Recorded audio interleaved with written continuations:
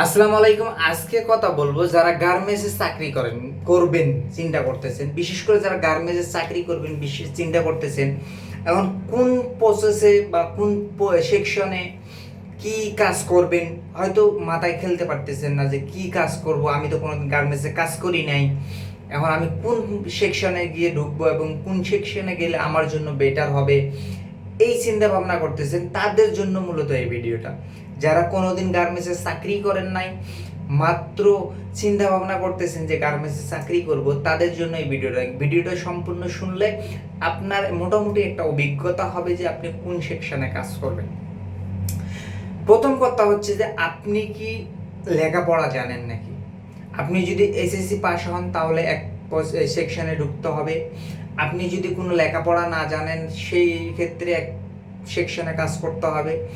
আপনি যদি টুকটাক কাজ জানেন, যেমন আয়রন সেকশন, মেশিং অপারেটর, প্লাস আপনার আরও অন্যান্য যেগুলো কাজ আছে টুকিটাকি যেগুলো জানেন, সেগুলো যদি জানেন সেগুলোর আরেকটা সেকশন। তো আজকে মূলত আমি কথা বলবো যে মানে আপনি লেখাপড়াও জানেন না, আপনার কোনো গার্মেন্টসে অভিজ্ঞতা নাই, জাস্ট আপনি মূর্খ যাকে বলে আর কি, নতুন হিসাবে ঢুকবেন। তো সেই ক্ষেত্রে আপনাকে মূলত হেল্পার হিসাবে নেবে। এখন হেল্পারের ক্যাটাগরি আছে।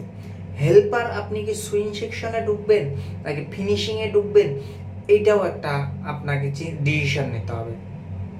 তো আমার ডিসিশন হচ্ছে ভাই, আপনি যদি নতুন হিসাবে ঢোকেন, চান্স যতটুকুই পারেন আপনি সুইং সেকশনে ঢোকার চেষ্টা করবেন হেল্পার হিসাবে। হেল্পার হিসাবে ঢুকলে আপনার কাজটা কি হবে? আপনাকে হয়তো সুতা কাটাবে, ছেলে যদি হন আপনাকে মেশিনের সামনে হয়তো সুতা কাটাবে বা টুকিটাকি বডি ভাঁজ করাবে বা অন্যান্য যা গোছ গাছ আছে এগুলো কাজ করাবে। আর আপনার সুইংয়ে ঢুকলে বেনিফিট কি?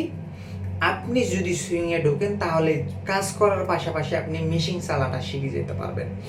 আর মেশিন চালা যদি আপনি শিখে যান তাহলে আপনার জন্য কিন্তু পরবর্তীতে আপনি অপারেটর হিসাবে জয়েন দিতে পাবেন এবং অপারেটরের বেতন পাবেন।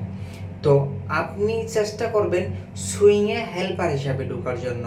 আর আপনি যদি প্রথম অবস্থায় গার্মেন্টসে যান, যদি বলেন নতুন, তাহলে আপনাকে কখনোই নিবে না।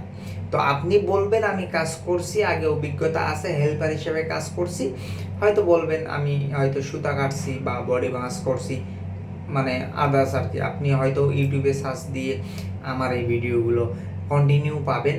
আপনারা দেখে অবশ্যই গার্মেন্টসে চাকরি করতে গেলে এই জিনিসগুলো মনে রাখবেন। তো পরবর্তী ভিডিও আসবে আমার, অবশ্যই চ্যানেলটাকে সাবস্ক্রাইব করে রাখবেন।